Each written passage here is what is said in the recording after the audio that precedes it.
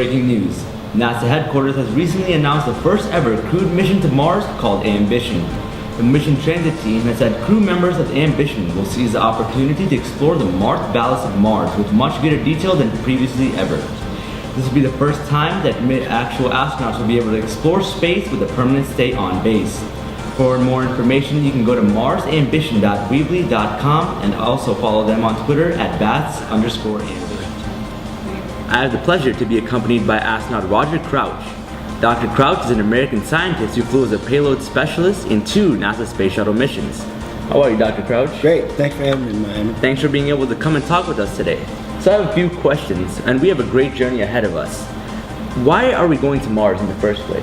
Well, I think that one reason is that the exploration of space is something that will trigger the imagination of young people all over the world. And I think that getting off of the home planet, given the potential for having life beyond Earth or even beyond Moon and the near Earth orbit is something that will trigger new technologies. It'll trigger studies in science, technology, engineering, and mathematics, and in the long run make for a better quality of life here on Earth.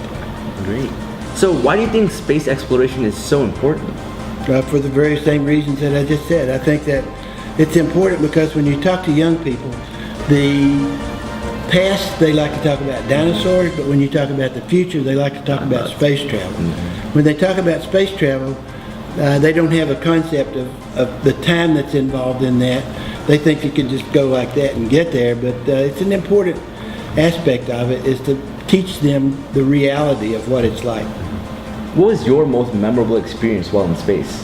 My most memorable experience while in space was doing scientific experiments that nobody had ever done before and getting results that would make a difference in some of the textbooks that we were using to study some of the phenomena that we were doing experiments in.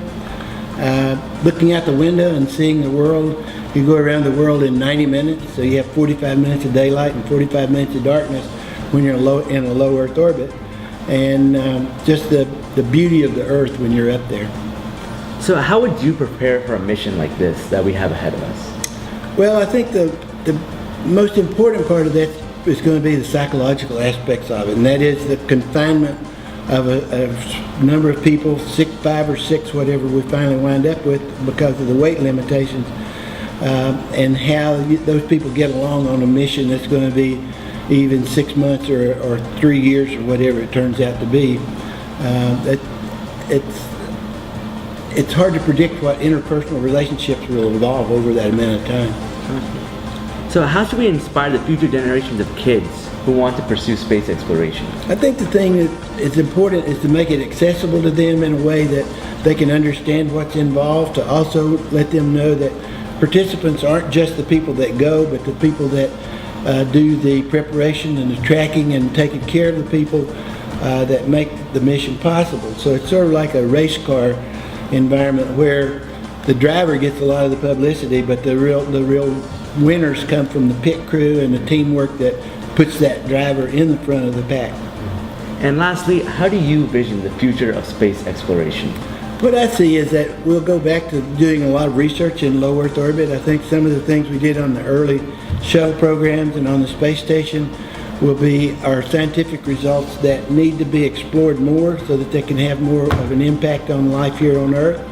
And then as far as human exploration goes, I think going to the moon and learning the technologies that we have there, and potentially even commercial development of the moon, I believe we'll have commercial tourism in space, and then eventually we'll go to Mars and do this mission that we're talking about now.